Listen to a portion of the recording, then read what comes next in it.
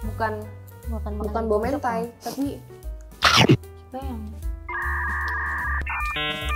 Makanya gitu jadi mikir. Gue takut. Iya. Ini basi ya? Astagfirullah. nggak basi anjir. Nggak enak.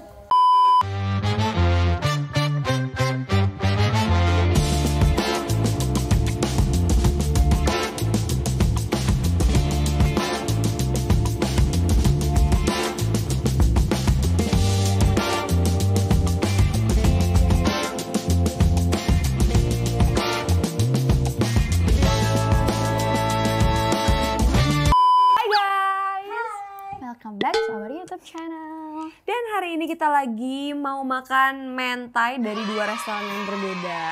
Jadi kita lagi lumayan agak ngebahas soal UMKM barusan. Oke.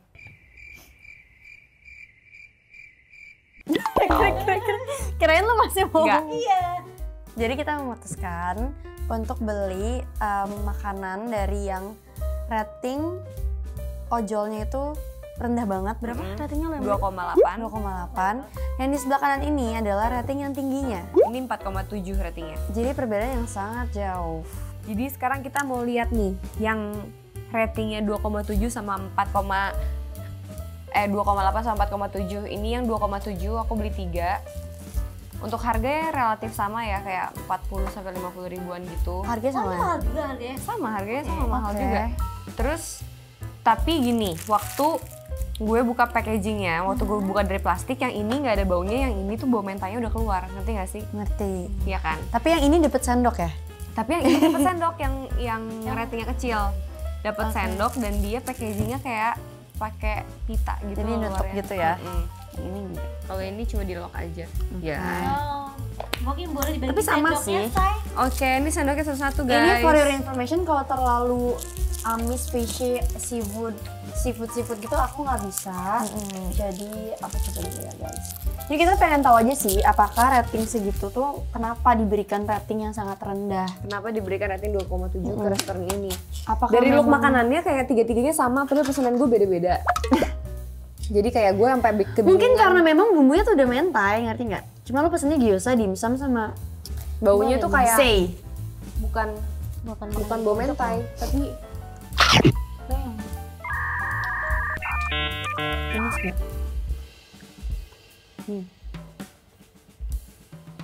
Makanya gitu jadi mikir. Gue takut amis. Jadi kayak takut aja gitu gue. amis sih. Amis. Zong. Zong. Zong. Coba itu. Sumpah karena percobaan yang bisa aku nggak bisa asing nggak bisa Aku juga nori. nggak bisa lagi. Baunya juga kayak nggak fresh.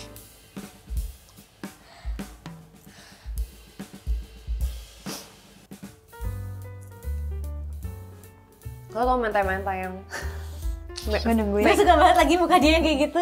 Yang fake mentai gitu nggak sih, yang kayak tapi harganya mahal itu lagi bikin gue kesel, ngerti nggak? Harusnya kalau misalnya lo kayak udah fake, gak enak ya. Fake mentai itu maksudnya apa sih? kayak gimana ya, bukan pakai mayones yang serius itu luaran, kayak fake cheese gitu, tau nggak sih lo? Tahu. Ngerti gue Tapi maksudnya. gue nggak tahu rasa mentai, jadi gue nggak bisa tahu bilang fake mentai. Ini better ya? Karena itu ada CI sapinya. Iya, sei sapinya kayak bikin jadi Nggak zong banget. Coba gue akan cek dulu ya Instagramnya, brandingnya seperti apa. Sembari lo mau makan Oke, itu. oke. Itu parsley atau Nah, sama? coba sekarang di insert. I think ini parsley. Ini nggak sih? Itu Parsley. nori atau parsley? Parsley. Bukan nori nih. Ini juga bukan nori tau kan? Ini bukan nori. Coba lo makan deh yang bener please. Ini Jadi ini bukan nori. ini mentai serius nih, warnanya biasa kayak gini. Itu kayak mentai-mentaian yang Oh kayak iya, ini bukan nori. Ini kayak looks Tapi like takut. mentai. Jadi kayaknya gue akan makan sih. ya dia mending cobain yang itu dulu. Aku nggak bisa Tapi, kalau amis. nggak, Gue mau coba ini please, kalau please. ini nggak amis. Tapi ini fix bukan nori ya? Bukan? Kelihatannya sih bukan ya, San? Cobain dong, boleh nggak? Lo gambar. Kan lo nggak apa-apa sama nori. Cobain norinya doang. Oh ininya. Heeh, cobain itu nori atau bukan? Tapi kalau amis, Nggak harusnya kalau atasnya nggak. Buat nori, bukan? oh ada norinya sih. Guys, gue akan mencoba yang ini. Kayak dia nyampur gitu. Ada Ini yang ratingnya 4,7. Dilihat dari bentukannya ini lebih mentai jauh. Isi juga nasi terus kayak gampang diambilnya di Gue sendok coba kayak cek gitu. branding ya. Nah, Baru. beda banget ya. Ujinya. Gue gak boleh nyebutin ya namanya apa. Berarti memang ya sesuai rating aja. Rating ojol tuh kayak emang kadang-kadang buat rasa tuh nggak bohong sih dia. Sebenarnya untuk brandingan Bagus ya branding. Instagramnya not bad loh. Ini sayang banget sih, ini berarti quality controlnya kacau sih ini. Aku hanya bisa Gue akan ngomong, makan aku yang nggak kena sih.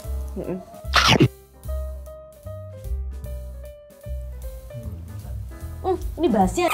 Astagfirullah, Nggak basi anjir. nggak enak. Gue kecewa sih. Cuma kayak ya what do you expect juga emang kita Udah tahu ratingnya? udah tahu ratingnya. Maksudnya kayak emang dari packaging, dari branding segala macam makanan ini bagus, tapi balik lagi ternyata kalau makanan yang paling penting tuh bukan brandingnya, bukan kayak banyak-banyakan followersnya, tapi ternyata emang balik lagi ke cita rasa. Karena kayak makanan tuh harus buat kita mau reorder nggak sih? Iya, rasanya yang bikin kita mau reorder. Jadi sebenarnya gini sih, kalau menurut gue, tadi gue lihat pas gue lihat packagingnya, kalau misalnya kita comparing aja ya, yang si A sama si B yang dengan rating 3, berapa? Yang ini 4,7, yang ini 2,8. Jujur ya, gue mau bener-bener ngomper. Satu, dari packaging, namanya deh kasihan. Dari packaging ini jauh lebih niat menurut gue daripada yang ini. Iya benar. Sebenarnya, karena gini ya, kalau misalnya ini termasuk salah satu yang include dalam branding gitu loh. Sebenarnya dia packagingnya bagus, cuman kan kalau misalnya kita bisnis itu ada 3 yang harus nggak boleh ke skip. Yang pertama itu kualitas, jadi quality produk itu harus bener-bener bagus. Jadi kalau misalnya you want to sell something, itu produk lo itu harus bener-bener, lo harus make sure kalau itu bener-bener enak, dan lo harus trial. Gimana caranya trial? Lo bisa trial ke 10 orang terdekat lo, dan lo bisa bikin apa sih kalau misalnya lo bagi? Kuesioner. Iya, kuesioner gitu. Jadi kayak lo tanyain dari rating 1 sampai 10 itu berapa. Nah kalau kayak gini, menurut gue dia nggak melakukan quality control produk dengan baik. Karena mungkin gini, kalau misalnya dibilang selera orang berbeda-beda, itu betul. Tapi masalahnya adalah kita bertiga yang ada di sini udah nyobain ini dan rasanya nggak banget. Dan emang mungkin tadi kita tuh berpikir kalau misalnya ratingnya 3, sekian, itu tuh bisa kita selamatkan, kayak oh ekspektasi kita akan ngomong gak seburuk itu kok, tapi ternyata emang seburuk itu. Emang iya serating itu. dan sejujurnya aku agak sedih banget ngeliat ini, karena pas aku cek Instagramnya brandingnya bagus. Itu sayang banget, karena kan yang pertama quality control, yang kedua segmentasi pasar. Jadi segmentasi pasar mereka tuh harusnya udah nentuin lah ya, kalau misalnya mereka udah taruh di Gojek juga. Kalau kayak gini kan yang beli juga mulai dari anak SMP, SMA. Ini kan daily food gitu loh, orang bisa makan kayak ginian tiap hari karena ini makanan yang mengenyangkan sebenarnya. Tapi pada kenyataannya segmentasi pasarnya mungkin dapat, tapi quality control tetap enggak. Dan yang ketiga adalah marketing. Marketingnya bagus banget, Instagramnya rapi, bahkan dari packagingnya aja. Jadi kalau misalnya bisa dibilang ini display advertisingnya masuk. Tapi rasanya, aduh aku nggak bisa ngomong, rasanya bener-bener jelek banget. Sedangkan yang ini yang rating 4,7, menurut aku display advertisingnya biasa aja. Hah? Lihat Instagramnya. Yang itu ya. Lo liat Instagramnya dong. Iya. Ada nggak sih? Kalau packagingnya biasa aja. Jangan disebut. Coba. Tapi kalau bagus boleh disebut lah. Iya, kalau bagus ya coba. Iya. Omah mentai. Anjay. Gue makan lagi omah mentai. Tebet nih. Oh dia ada yang di Ciputat dengan nih. Ini juga oke. Nggak biasa. Masa? Iya, biasa menurut gue. Okean yang tadi. Oke, tapi jujur okean yang tadi, tapi ini oke. Gue nggak bilang ini buruk, tapi kalau penilaian dari gue 1 sampai 10, Instagramnya nilainya masih 6. Ini kasar banget, editannya masih apa adanya, bukan pakai editor, ngerti nggak? Ngedit yang mungkin pakai HP, tapi gue akuin effortnya karena dengan kualitas yang oke banget, dan mungkin karena segmentasi ini salah satu contoh yang menurut aku segmentasi pasarnya pas. Dia selling produknya itu dari Gojek, jadi orang Instagram nggak terlalu matter. Kecuali dia bikin offline store yang emang orang harus duduk makan di sana, itu baru penting.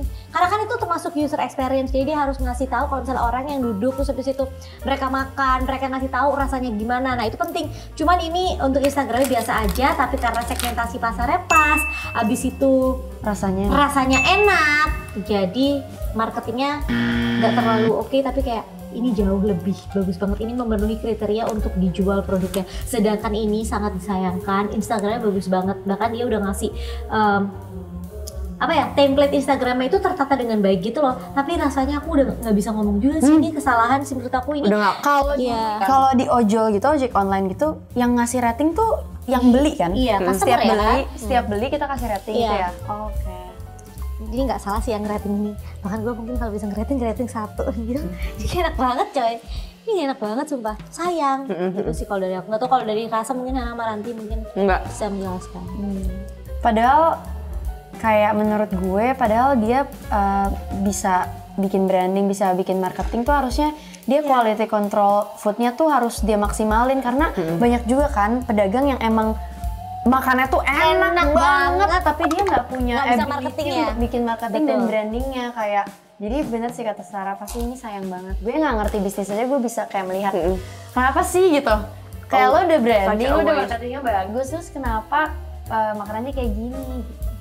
Ya cuman mungkin ini bisa buat kita bahan belajar. Jadi mungkin kalau teman-teman di rumah pengen bisnis kayak gue pengen nih jualan produk ini atau gue pengen bikin restoran atau apapun itu bentuknya ya tadi tiga hal dalam dalam bisnis itu harus kalian bisa jalanin karena gini sifatnya itu emang mungkin bisa dibilang ada yang long term business sama ada short term business. Kalau short term business kalau misalkan kayak pengen bikin es kepal Milo yang sekali dijual terus habis itu nggak hype lagi, tapi kalian sengaja dapat duitnya dulu di awal. Nah itu salah satu shortcut bisnis yang menurut aku bikin cepet kaya.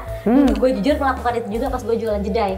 Ya karena itu tuh apa ya kita visioner aja, itu masuk untuk kita buat apa ya jadi batu loncatan untuk kita ke langkah selanjutnya. Untuk tapi gini kalau misalnya kita udah short term business ya berarti kita harus bikin yang long term business.